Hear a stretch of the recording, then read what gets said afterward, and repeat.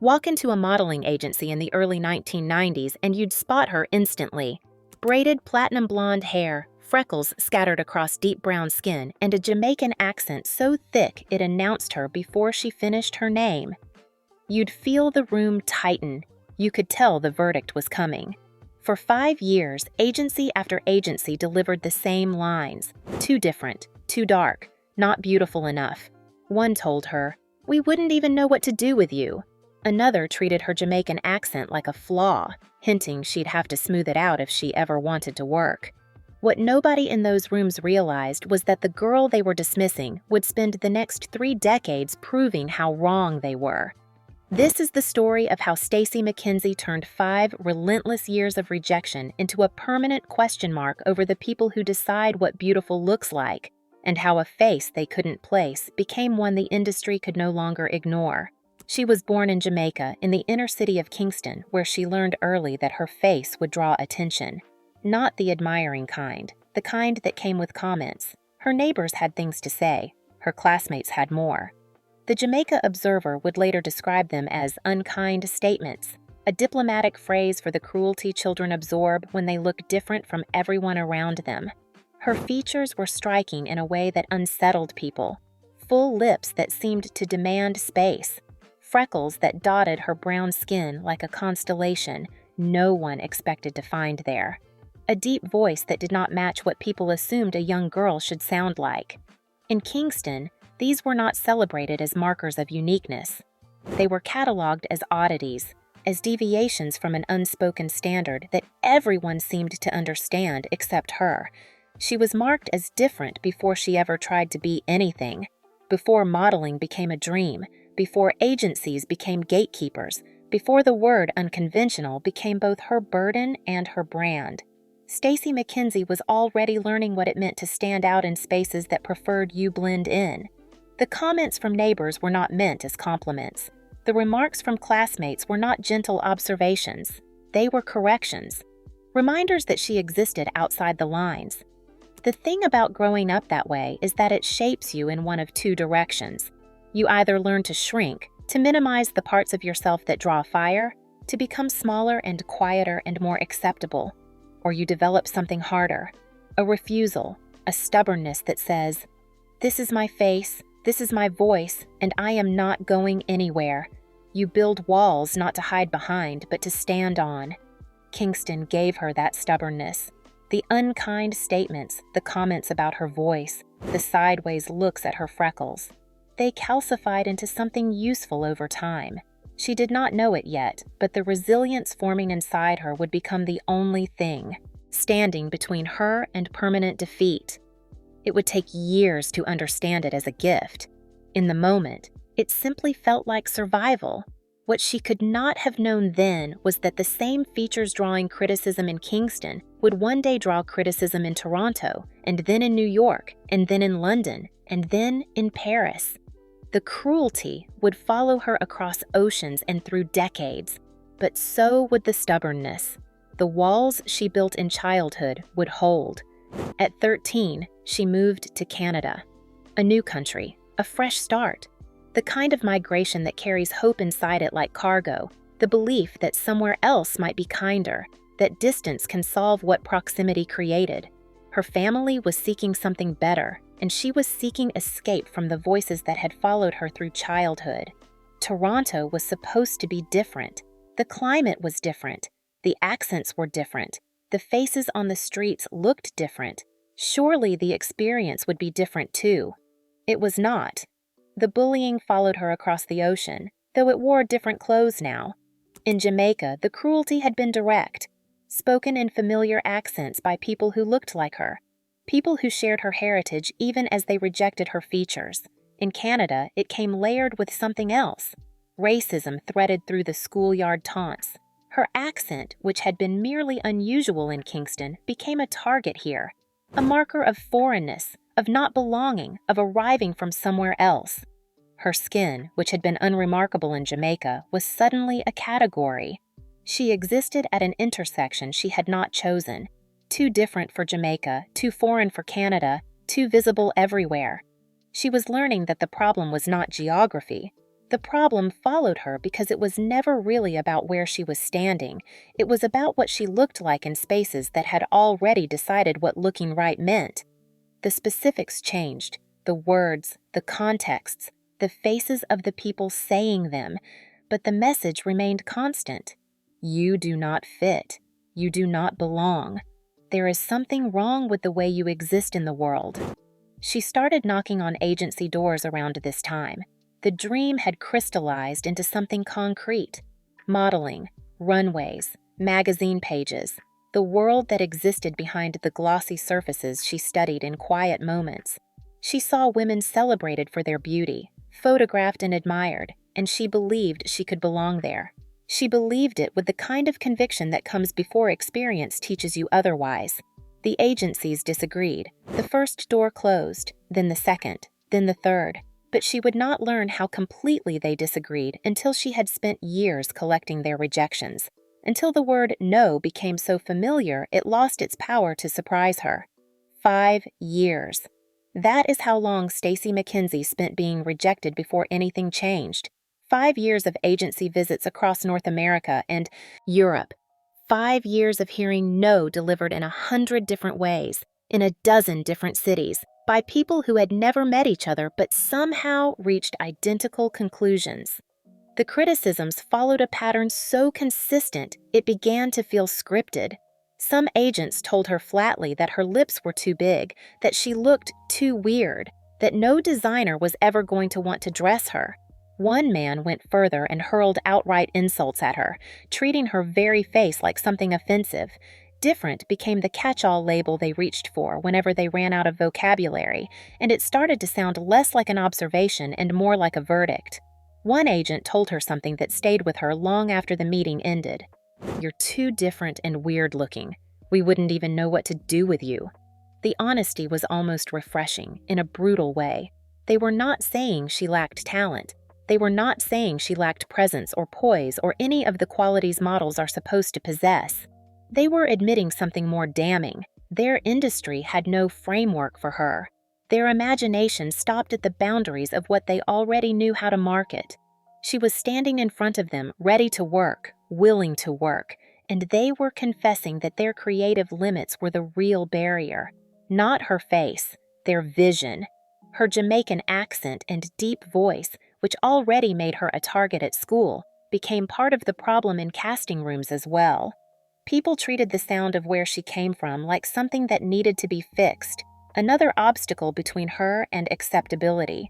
The more they hinted she should tone it down, the clearer the message became. Smooth out anything that sounds too Jamaican, too loud, too you. It felt less like professional advice and more like an invitation to sand her identity down to something bland enough to slip by unnoticed. The rejection got personal. She has admitted as much in interviews since. It started to feel like more than professional disappointment, more than a series of business decisions going against her. It became an assault on her sense of self. She felt less of herself with each closed door, each polite dismissal, each agent who could not see past their own limitations. The industry was not just saying no to her career. It was saying no to her face, her voice, her heritage. It was saying, "You are wrong for existing the way you exist." And yet, she kept showing up. There is a Jamaican phrase she would later reference, a never-give-up spirit that her upbringing had instilled. Whether it was stubbornness or faith, or simply the refusal to let strangers define her limits, she moved from agency to agency with a simple declaration, "This is what I look like. Get over it." The words contained a defiance that 5 years of rejection had failed to extinguish. If anything, the years had sharpened it. At some point during those 5 years, she tried something different. If they wanted her to change, she would try changing. Maybe conformity was a door she had not yet knocked on. Maybe the problem really was her freckles, her hair, her lips. Maybe if she became someone else, the industry would finally let her in. She covered her freckles, those distinctive marks scattered across her face, the ones that made her look like no one else in any casting room. She learned to hide them under layers of makeup. Foundation applied carefully to create the illusion of clear, uninterrupted brown skin. The freckles disappeared, and with them, something of her distinctiveness. She straightened her curly hair. The texture that announced her heritage, the coils that required different care and carried different history, she flattened them into something more expected, something that would not stand out, something that looked more like what she saw on the models already booking work. She minimized her lips. The fullness that would later become a celebrated feature, copied and admired and artificially recreated by women around the world. She tried to downplay it, to make it less prominent, less itself. She learned techniques to create the illusion of a smaller mouth, a more modest shape. None of it worked. The industry still said no. The same agencies that had rejected her for being too different now rejected her for reasons they probably could not articulate. Perhaps they sensed the performance. Perhaps conformity looked wrong on her specifically because she was not built for it, because her face resisted the template she was trying to force it into. Perhaps the problem had never been the freckles or the hair or the lips at all. Perhaps the problem was that they simply could not see her, not as she was, and not as she was trying to be. The failure of conformity taught her something essential. She could not become acceptable by becoming less herself. The door would not open if she shrank to fit through it. As she later put it, she realized she could be nothing but herself. All the attempts to hide, to minimize, to perform a version of beauty that matched their templates, none of it had moved her any closer to the work she wanted. The only option left was to stop trying. This was not a triumphant moment. It was an exhausted one. She had tried their way, and their way had failed. She returned to being herself, not because she had discovered some profound truth about authenticity, but because there was nowhere else to go. Every other path had closed. The only road remaining was the one that started with her actual face, Paris. Her last $25, the kind of financial desperation that either breaks a dream or forces it into its final shape. She walked into an agency with nothing left to bargain with except her presence. No backup plan waiting if this failed. No safety net to catch her. No savings to fund another round of attempts.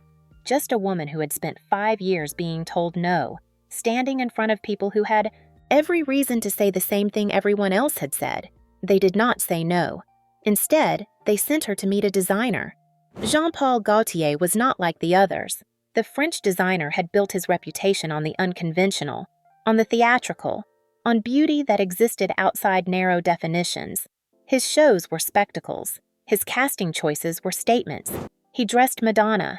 He challenged boundaries. He did not look at a model and ask whether she fit the template.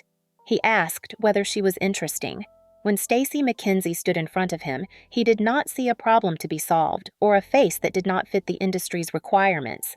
He told her she was beautiful. It was the first time a designer had said that to her. Consider what that means. Consider the weight of it. 5 years of professional rejection.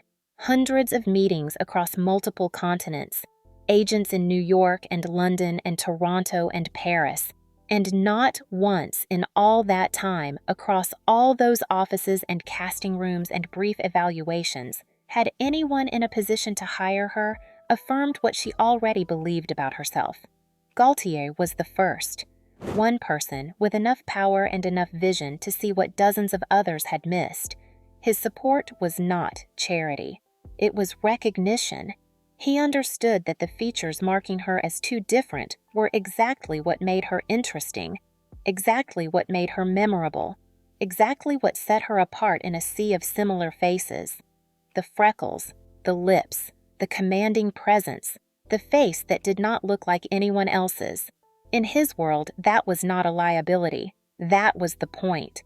She debuted on his runway in the late 1990s, even sharing the catwalk with Madonna at one of his shows. The same woman who had been turned away from every agency was now walking for one of fashion's most influential designers. Nothing about her had changed. Her face was the same face that had been rejected. Her accent was the same accent they had told her to erase. Her freckles had not faded. The only thing that changed was that someone finally looked at her and understood what he was seeing. The moment could have felt like vindication. In some ways, it did. But it also raised a question she would carry with her for years. How many women like her had given up before finding their Gaultier? How many had heard the same rejections, tried the same conformity, and eventually accepted what the industry told them? She had persisted long enough to reach Paris with her last $25. Not everyone had that stubbornness. Not everyone had that desperation. The industry's blindness had certainly cost her 5 years. It had probably cost others their entire dreams. Gaultier's validation unlocked doors that had been sealed shut for half a decade. Suddenly, the industry that had no idea what to do with her was finding plenty of uses. The phone started ringing. The bookings started coming. The same face that had confused agents was now in demand. Teary. Mugler wanted her. Alexander McQueen wanted her. Calvin Klein booked her. The same features that had made agents shift uncomfortably in their seats were now appearing in campaigns for houses that defined global fashion. She was not sneaking in through a side entrance or accepting lesser work. She was walking runways for designers whose names appeared in every major fashion publication on Earth. She was standing alongside the women who had been booking work while she was collecting rejections. The editorial work followed naturally. Vogue, Harper's Bazaar, Flair. Her face, the one that had been deemed too different for commercial viability, was now gracing pages that millions of people would see. The features that agents could not market were being marketed to the world. Richard Avedon, the legendary photographer whose images had shaped fashion's visual language for decades, turned his lens toward her. She was being photographed by the same artists who had documented the most celebrated faces in the industry's history. She belonged in that lineage now. Her reach extended beyond fashion. Luc Besson cast her as a stewardess in The Fifth Element, the 1997 science fiction film that became a cult classic. The role put her face on movie screens around the world. She appeared in television shows. She judged modeling competitions. America's Next Top Model, Canada's Next Top Model, MTV's Made, evaluating the next generation of women seeking the careers she had fought for. She would later acknowledge that without Gaultier's support, many of these opportunities would never have materialized. He had been the first crack in the wall. Once through, she discovered there was space for her everywhere. The irony was not lost on anyone paying attention. The industry that had unanimously rejected her was now competing for her time. The face that agencies could not market was now selling products for global brands. Nothing about Stacey McKenzie had changed between the years of rejection and the years of success. The only difference was context. Someone had finally created a frame large enough to hold her, and once that frame existed, everyone else suddenly remembered they had room too. By the mid-2000s, when her career was secure and her name carried weight, she did something that had nothing to do with her own advancement. She started teaching. She launched Walk This Way workshops in 2005 as a way to share what she had learned and what she had survived. Young models came expecting to learn runway technique, how to walk, how to turn, how to hold themselves under the lights. They got all of that and something far more valuable: the truth about an industry that could crush you if you let it, and the tools to survive it anyway. Her message to students was consistent across every session. Be confident. Love and own who you are. If you don't, it's going to be difficult to go out into the world and do whatever you want. These were not empty affirmations printed on inspirational posters. They were lessons extracted from 5 years of being told she was wrong. She taught young women what she wished someone had taught her when she was collecting rejections: that insecurity is survivable, that rejection is not truth, that the people saying no are often just admitting their own limitations rather than identifying yours. She told them her story, the feeling of being less than herself, the attempts to hide her features, the slow, exhausting realization that conformity was a trap with no exit. She shared her vulnerabilities so that other young women would recognize their own and know they were not alone in feeling them. The isolation she had experienced during those 5 years, the sense that no one understood, that she was fighting alone, she wanted to ensure no one else had to feel that if she could help it. The workshops expanded into Walk Camp, held in both Canada and Jamaica. She was particularly committed to bringing the program back to her home country, to the neighborhoods where she had grown up, hearing unkind statements about her appearance.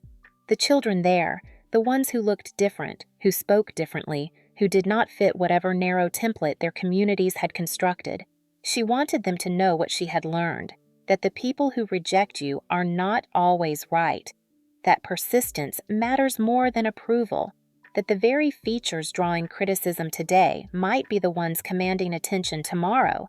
She talked about how, when she started, a lot of shows still treated having a single Black woman on the runway as enough, one face to tick a box, one token slot that sent a clear message about who was welcome and who was extra, as if diversity were a quota to be filled rather than a reality to be reflected. She was working to change that, not just by succeeding herself, but by ensuring the models coming after her had guidance she never received. She wanted to help one another, to build something that would outlast her own career. The recognition accumulated over the years, each award and accolade adding to a legacy that had seemed impossible during those first 5 years.